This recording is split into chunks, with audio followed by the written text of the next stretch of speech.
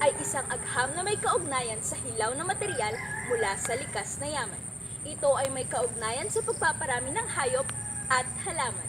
Kabilang dito ang paggugubat, pagsasaka at paghahayupan.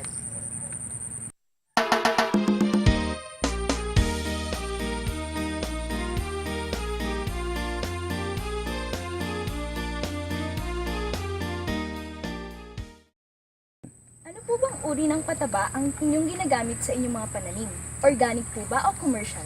Commercial. Kasi ang organic, mahal kaysa yung commercial. Pag organic ang gagamitin namin, magasta talaga. Kung kukunti lang tataniman mo, kagaya lang ng 2,500 o 3,000 square meter, pwede.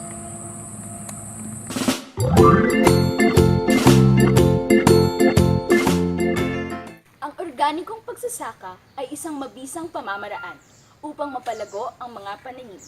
Bagaman, ito ay masusing proseso. Ito ay nakatutulong sa pagpapanatili ng malinis na kapaligiran.